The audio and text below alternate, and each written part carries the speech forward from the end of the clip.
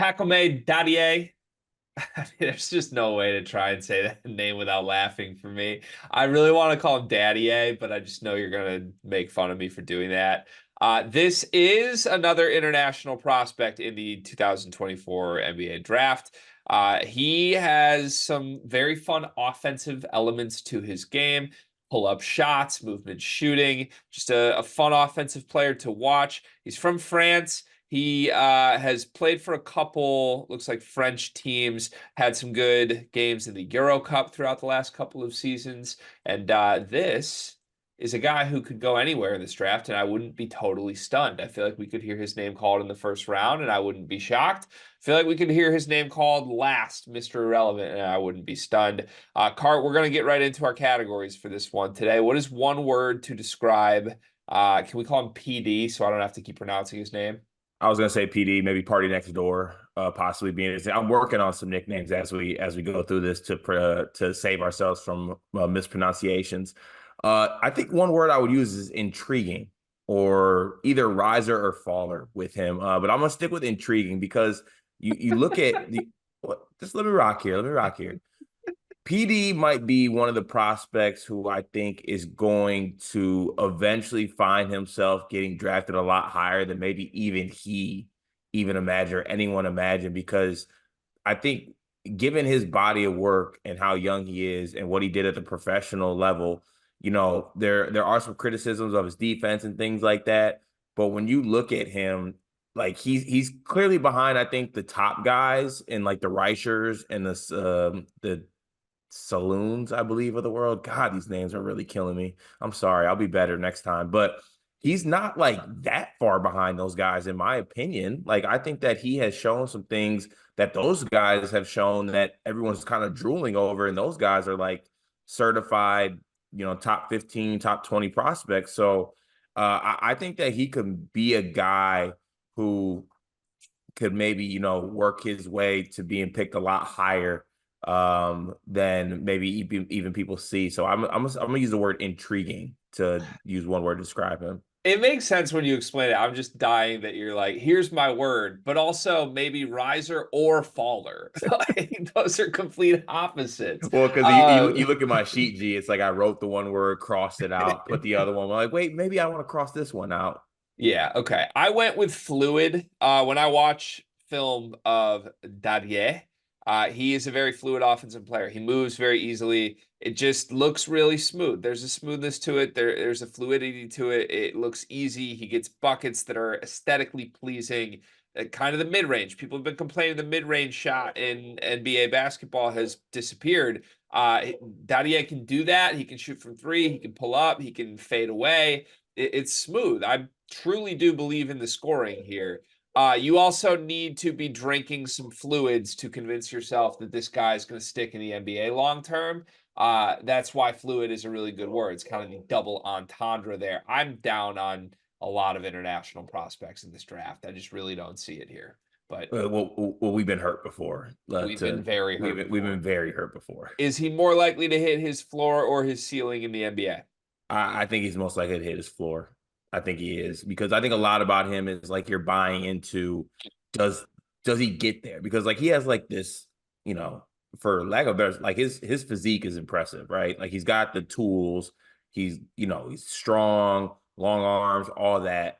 But eventually, like physique can only get you so far. This isn't a strongman competition. He's not Arnold Schwarzenegger. Like you need to put the ball on the cup and get stops. And I don't know if his physique necessarily matches up with like his mentality offensively or defensively. So I feel like he's more of a floor guy. He's more likely to hit his floor, Carter, in 18 games for in the Euro Cup this season. He scored 6.4 points a game. He had 16 turnovers to 6 assists. He shot 31% from three on 45 attempts. Does that sound like an NBA player to you, or does that sound like a guy who will never actually crack the league? But muscles. I mean, fun film. Like the buckets are nice when they go in, but yeah, it's much more likely this just doesn't pan out, in my opinion, than it is that it does. What's the best team fit for Didier? I had the Bucks. I had the Bucks because I think that the Antetokounmpo family can adopt him and he can stick like Giannis. I said the Spurs. Anytime we have a French prospect, I'm just going to automatically mock them to the Spurs and think like maybe you'll become Wemby's best friend, and that's the best case to like. It's a very easy path to a long-term NBA career if Wemby just likes you, so it could That's work. true. Peak year stats, his best statistical season in the NBA. What do the numbers look like? Maybe be blowing it for the next category for me, but I think his peak stats are like 2 points, a rebound, and an assist. I said 3 points, 36% from three. We're on the same page here. In 5 years, where is he? He could be all NBA, all star starter, bench, G League, overseas, or podcaster. I think he's back overseas. That's where I landed as well. Also, possibly like an influencer, though.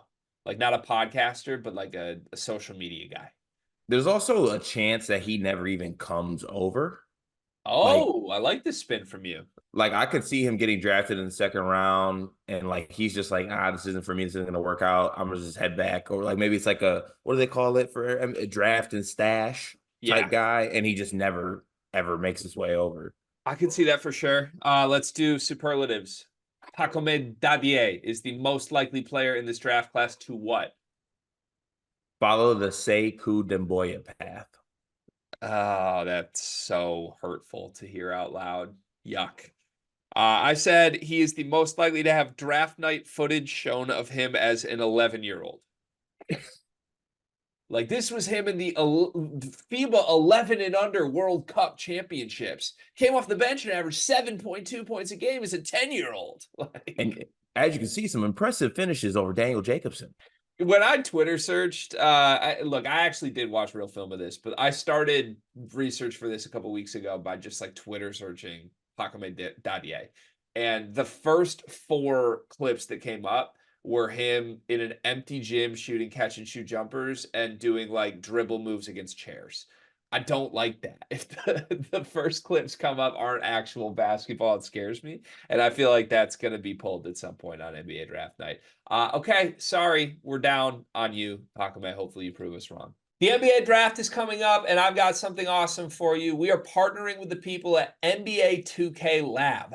NBA 2K is the best video game on earth. The people at 2K Lab are making some awesome stuff to make that game even more fun, and they just launched their 2024 NBA Draft Simulator, where you can find the official Sleepers Media big board. We ranked our top 75 players in this draft class. Me, Carter, Brian Ralph, Riley Davis. We did it together, and it is featured on the 2K Lab NBA Draft Simulator. You can take control of any team in the draft, play GM with just one click, and see our entire rankings before these videos even come out. Check out the link in the description of this video to try out the draft sim for yourself, and you can find more mini games at nba2klab.com/nba-mini-games.